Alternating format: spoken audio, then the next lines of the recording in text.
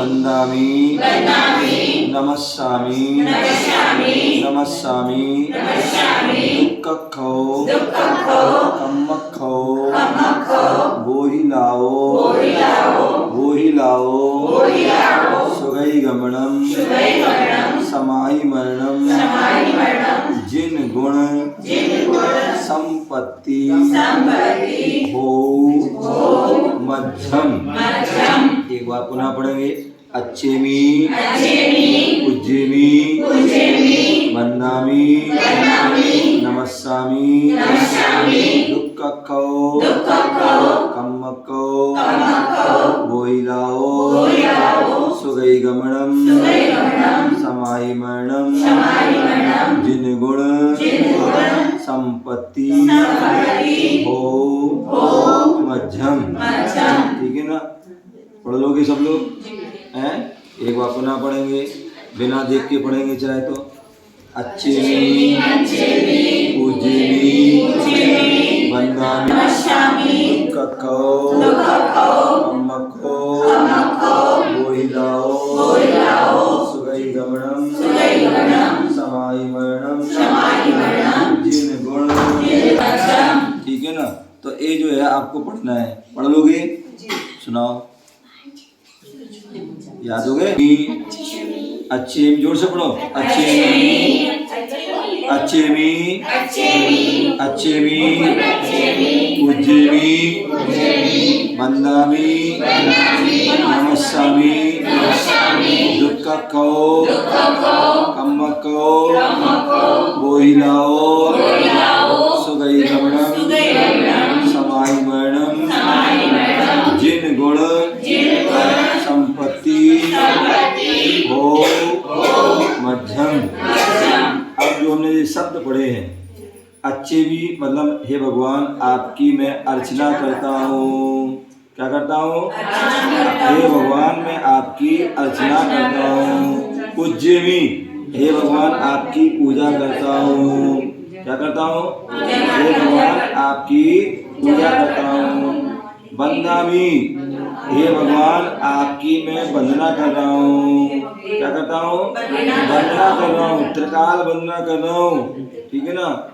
और नमस्सामि हे भगवान आपके लिए नमस्कार कर रहा हूँ। हाथ जोड़ करके, सिर झुका करके, गवासन लगा करके, अष्टांग षष्टांग सर्वांग पंचांग आदि क्या कर रहे हैं? नमस्कार कर रहे हैं। ठीक है ना? क्या क्या कर रहे हैं? पहले क्या किया था? अच्छेमी हे भगवान आपकी अर्चना करता हूँ। हेलो, अच्छेमी हे भगवान आपकी अर्चना। उज्जेमी हे भगवान आपकी पूजा करता हूँ।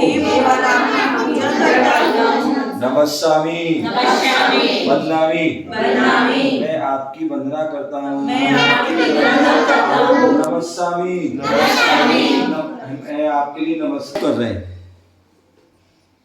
हम लोग बनिया हैं और बनिया कभी घाटे का सौदा नहीं करता है? कोई ना कोई काम के लिए कर रहा है, नमस्कार करता है। तो किस लिए कर रहे हैं? हे भगवान मेरे दुखों का क्षय हो। क्या हो? मेरे दुखों का दुक्खौ मेरे दुखों का एक दुख का नहीं।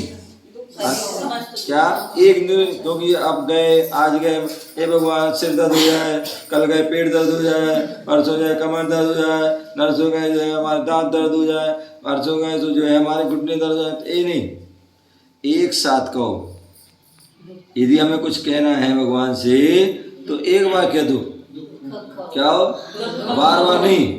भिखारी नहीं बनो, नहीं तो हम तो क्या भिखारी बन जाते हैं। कहते हैं दो प्रकार के भिखारी होते हैं, एक सड़क छाप भिखारी होता है और एक मंदिर छाप भिखारी होता है। तो हमें भिखारी नहीं बनना है, हमें पुजारी बनना है। ठीक है ना? वो कहते हैं भगवान से या गुरु से कभी हमें मांगना नहीं चाहिए। बिन मांगे मोती मिले, मांगे मिले न भी, और मांगन से मरना भला ए सदगुरु की सीख। तो इसलिए कभी नहीं मांगना चाहिए। और फिर मांगना है तो ऐसा मांगो, एक बार सब कुछ मांग लो। क्या मांगो? एक बार में ये सब कुछ मांग लो, वो मांगो ऐसा। ठीक है? अन्यथा मांगो नहीं। तो इसलिए आप क्या बोल रहे हैं? दुख को क्या दुखों का एक दुख का नहीं सभी दुखों का क्षय हो। अब दुख हमारे जीवन में क्यों आते हैं? दुख या सुख आते हैं तो क्यों आते हैं? दुख और सुख क्यों आते, कैसे आते हैं? कर्मों से आते हैं। जैसा हम कर्म करते हैं वैसा ही फल मिलता है। यदि हम अच्छे कर्म करते हैं तो सुख मिलता है और बुरे कर्म करते हैं तो दुख मिलता है। तो इसलिए बोल रहे हैं यदि हमें दुखों को दूर करना है तो पहले कर्मों का क्षय करना पड़ेगा। हमारे भगवान के पास अनंत सुख है, को क्षय कर दिया तो कर्म हो, ये भगवान मेरे कर्मों का क्षय हो, और कर्मों का क्षय हो जाएगा तो दुख को जो है दुख भी अपने आप क्या हो जाएंगे? नष्ट हो जाएंगे। जहाँ कर्म नष्ट हुए वहाँ दुख भी नष्ट हो जाएंगे। और अब कर्म क्षय कैसे होंगे? कर्म क्षय कैसे होंगे? वो ही लाभ होगा। जब तक बोधि की प्राप्ति नहीं होगी तब तक कर्मों का क्षय होने वाला कब तक? जब तक बोधि की प्राप्ति नहीं होगी तब तक कर्मों का क्षय होने वाला। बोधि मीन्स क्या है? बोधि किसे कहते हैं? बोधि मीन्स रत्नात्रय। क्या? केवल दर्शन। बोही लाभ मतलब बोधि का लाभ हो। बोही लाभ हो मतलब ये क्या है? प्राकृत शब्द है ना। तो बोही लाभ मतलब बोधि का लाभ हो, मतलब रत्नात्रय का लाभ हो। समझ गए ना? रत्ना प्राप्ति नहीं हो रही है इसलिए हम भटक रहे हैं। एक बार भी बोधि की प्राप्ति हो जाती तुम संसार में नहीं भटक पाते हैं। बुद्धि भी ऐसा है, देखो बुद्धि भी हम कह सकते हैं। आपको जो है 64 रिद्धियों में एक कोष्ठ बुद्धि है कि नहीं? तो जब जो है 64 बुद्धि मतलब रिद्धि कब प्राप्त होती है? जब केवल ज्ञान होता है, ठीक है ना? और केवल ज्ञान है वो सब वो भी आ गई। लेकिन केवल ज्ञान भी कब होगा? जब रत्नात्रय को धारण करेंगे। सम्यक दर्शन, सम्यक ज्ञान, सम्यक चार्य, ये जो है बोधि है। क्या है? बोधि है, रत्नात्रय है। जब ये प्राप्त हो जाएगा तो जो है सारी रिद्धियां भी और केवल ज्ञान, केवल दर्शन और मोक्ष सब हो जाएगा। तो इसलिए बोही लाभ हो, बोधि का लाभ हो, रत्नात्रय की प्राप्ति हो। और रत्नात्रय की प्राप्ति हो जाएगी तो कर्मों का क्षय अपने आप हो जाएगा, दुखों का क्षय अपने आप हो जाएगा। वो ही लाओ सुगई गमनम। बोले हमारा अनादि काल से जो है कुगतियों में गमन हो रहा है। कुगति कौन सी है? जो 4 गति हैं वो कुगति है। चाहे वो मनुष्य हो, चाहे देव हो, चाहे वो त्रियंच हो, चाहे वो नारकी, ये सब क्या है? कुगति है। इसलिए हम क्या कह रहे हैं? सुगति में हमारा गमन हो। क्या हो? अच्छी गति में गमन हो, अथवा पंचम गति। कौन सी गति? पंचम गति जो सिद्ध गति है, मोक्ष गति है, उसमें हमारा गमन हो। सुगई गमनम। और सुगई गमन कब होगा?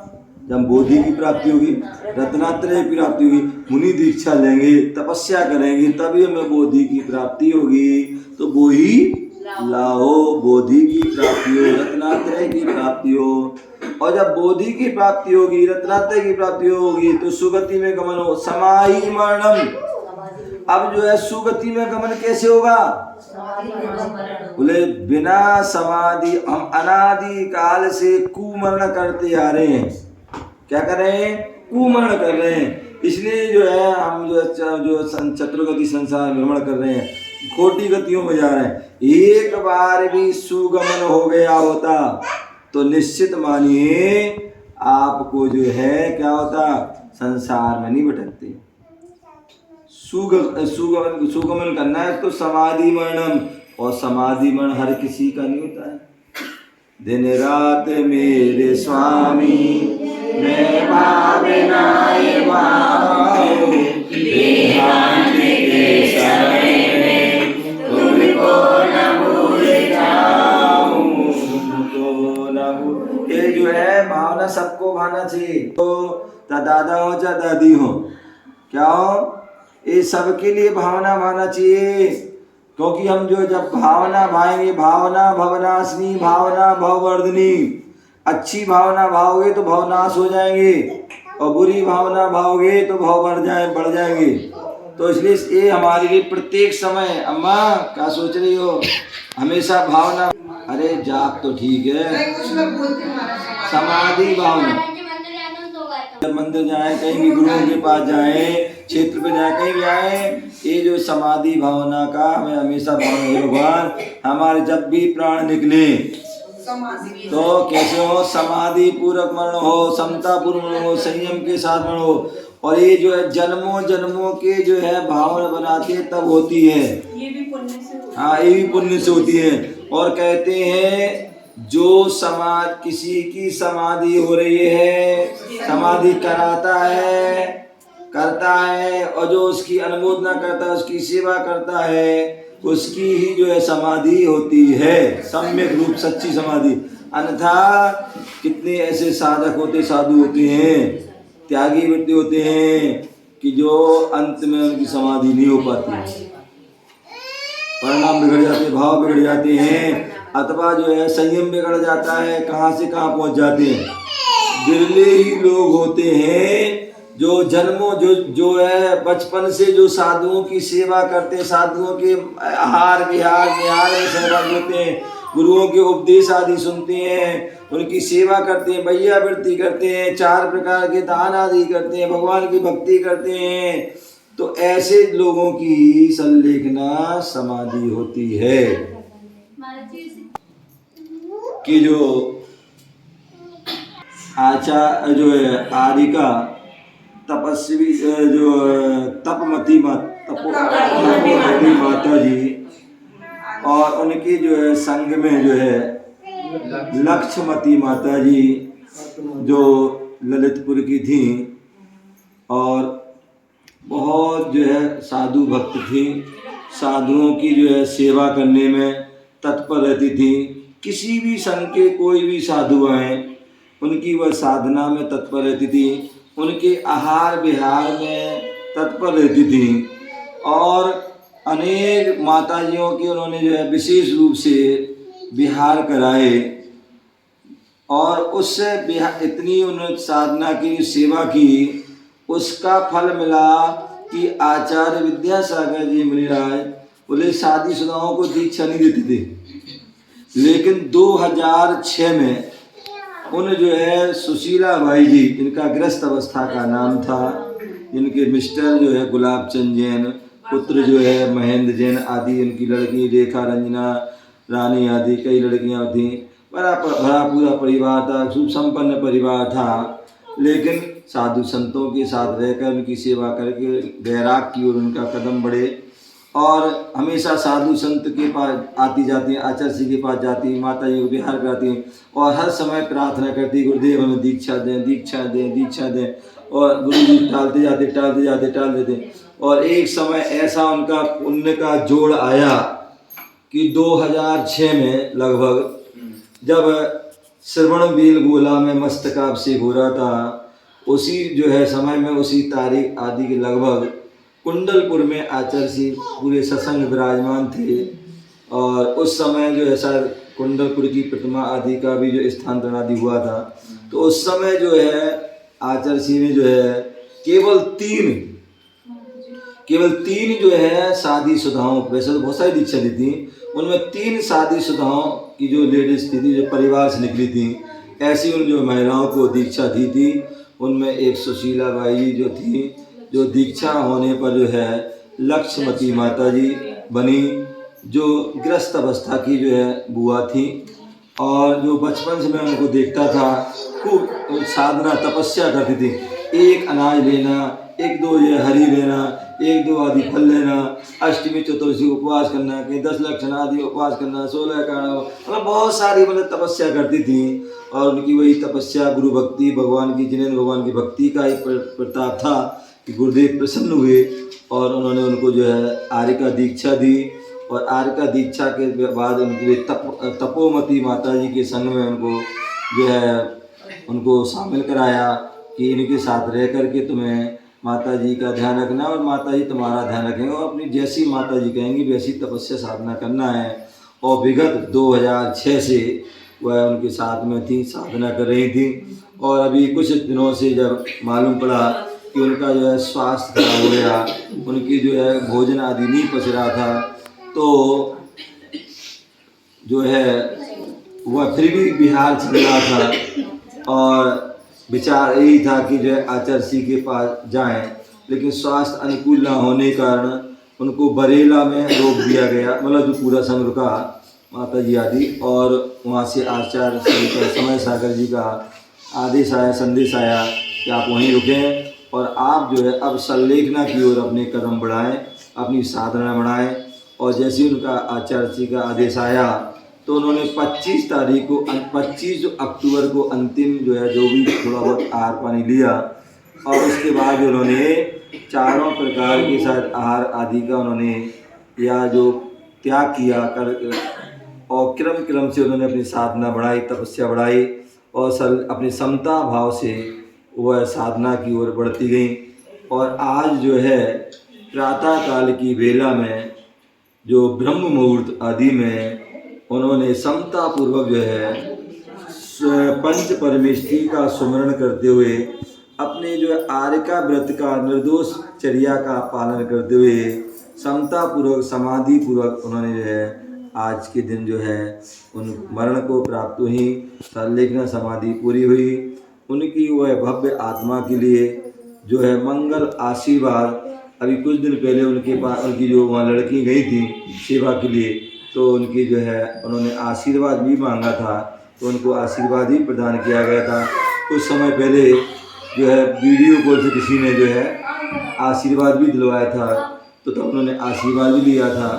तो ऐसे समय समय पर आशीर्वाद लेते रहते थे और ध्यान रखते थे। तो ऐसी वह लक्ष्मती माता जी का आज जो है संलेखना समाधि पूर्वक जो है उन्होंने अपनी जीवन लीला को, अपने जीवन का अंत किया धर्म के साथ पंच नमस्कार में। ऐसी उन आर्यका माता जी के लिए बहुत बहुत मंगल आशीर्वाद।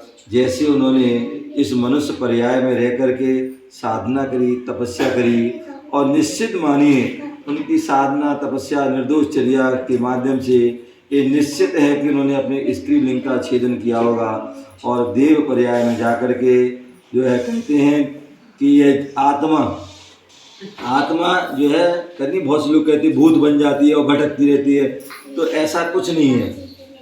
हमारी आत्मा जो है कहते हैं आचार्य उमा स्वामी मुनिराज ने तत्वासूत्र ग्रंथ में कहा है कि आत्मा बिना शरीर के कितने समय रहती है, तो बोले अधिक से अधिक 1 समय 2 समय 3 समय तक वह अधिक से अधिक वह रह सकती है।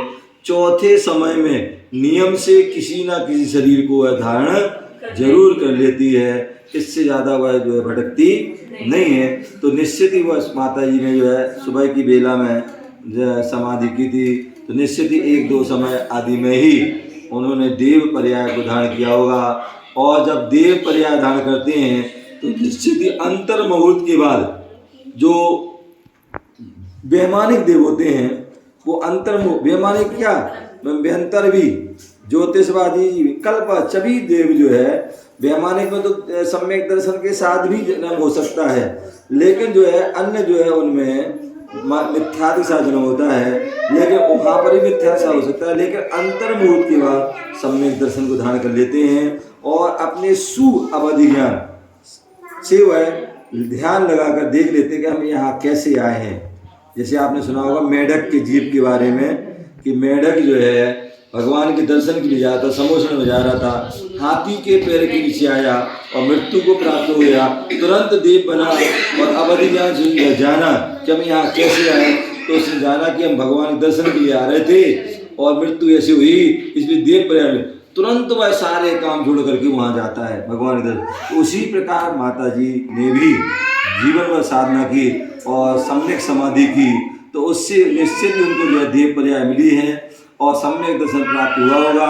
और अब वो जो है भगवान की भक्ति में जहाँ विदेश क्षेत्र में जहाँ साक्षात 20 तीर्थंकर रहते हैं वहाँ भगवान के समोषण में गई होंगी भगवान की किसी का जन्म कल्याणक हो रहा होगा, किसी का तप कल्याणक हो रहा होगा, किसी का ज्ञान कल्याणक होगा, तो वहाँ पर भी उनकी वाणी सुन रही होंगी, या नंदीश्वर दीप की जिनालयों में क्या कर रही होंगी, वंदना कर रही हैं। ऐसी उन माता जी के लिए बहुत बहुत मंगल आशीर्वाद कि जैसे उन्होंने मनुष्य पर्याय को सार्थक किया, देव पर्याय में गई हैं, वहाँ पर भी जो है विषय भोगों में ना फंसे, कि भगवान की भक्ति आदि करें, तीर्थंकर की समूषण आदि में जाएं, कल्याणक में जाएं, और उसके बाद जो है अच्छे परिणाम करते हुए अपनी पर्याय को जो है अपनी आयु को पूर्ण करके जो है मनुष्य पर्याय को धारण करें, मुनि बने और कर्मों को क्षय करके मोक्ष को प्राप्त करें। ऐसी उन माता जी के लिए मंगल भावना।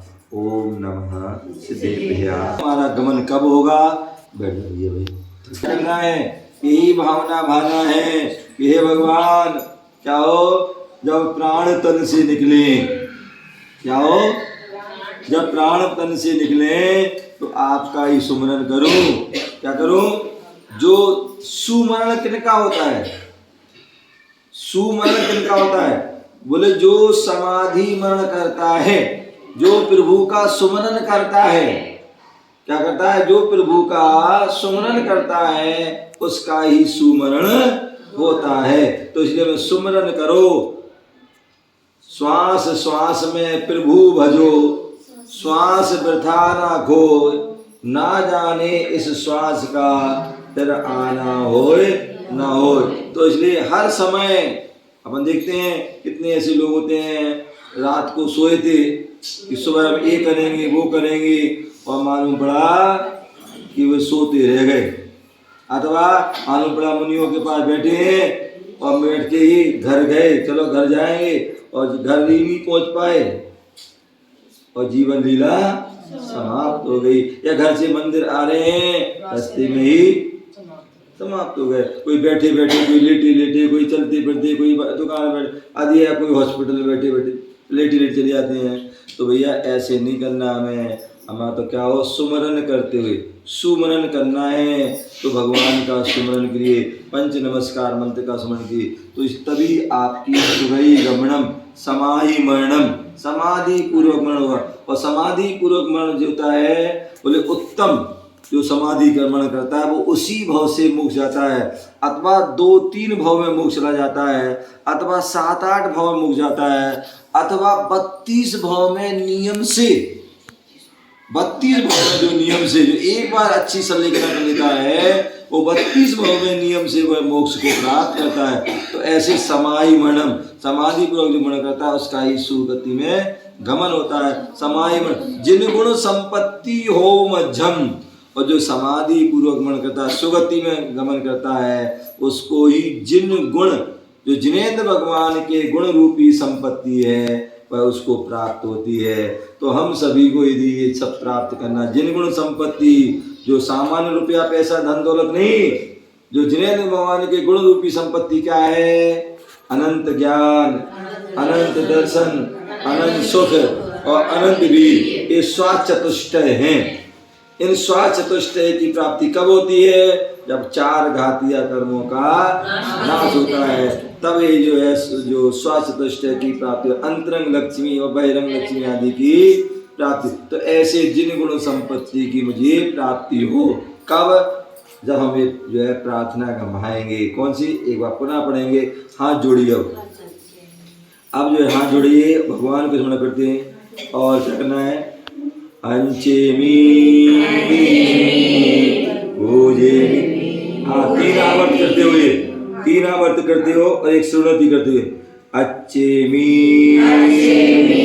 भोजेमी नमस्सामी। अब दुख खाओ, कम खाओ, सुगई गमनम समाहि मरणम, जिन गुण संपत्ति हो मध्यम, हो मध्यम। तो इस प्रकार से ये जो है आपको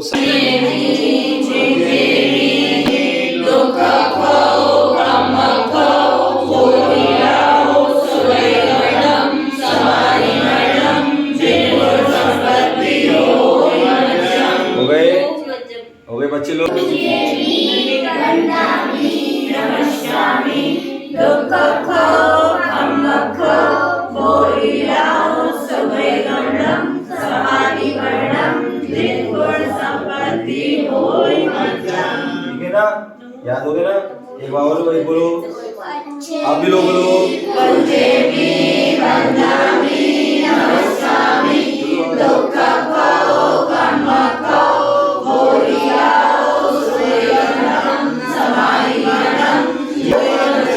बहुत बढ़िया।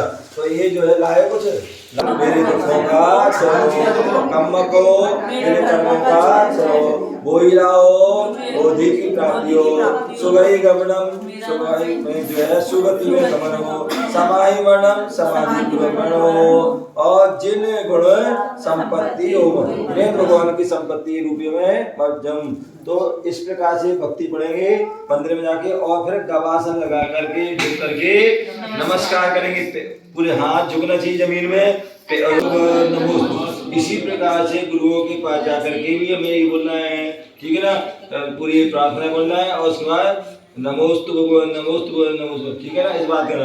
और मुनिराज के पास जाते हैं सभी लोग, ध्यान रखिए, कोई आचार्य उपाध्याय के पास जाते हैं तो हमें नमोस्तु करने, भक्ति करने के बाद फिर पूछना चाहिए, हे गुरुदेव आपका स्वास्थ्य कैसा है, क्या बोलो, हाँ दूसरी बात पूछेंगे, आपका रत्नात्रय कैसा है, आपका रत्नात्रय कैसा है। और 11 बजे के बाद, सुबह 11 बजे के बाद और शाम को 5 बजे के पहले, यदि इस बीच में गया 11 बजे के बाद और 5 बजे के पहले आप उनके पास जाते तो पूछो, हे गुरुदेव आपका आहार कैसा हुआ, ठीक है ना। अथवा मुनिराज बिहार करके आए हैं तो आपका बिहार कैसा हुआ, ये हमें पूछना चाहिए, ठीक है ना। और अंत में, हे गुरुदेव हमारे लिए सेवा का मौका दें, आपके लिए कोई आवश्यकता हो तो बताएं, ठीक है ना। तो इस बात का सभी लोग को ध्यान रखना है, ठीक है ना। ओम नमः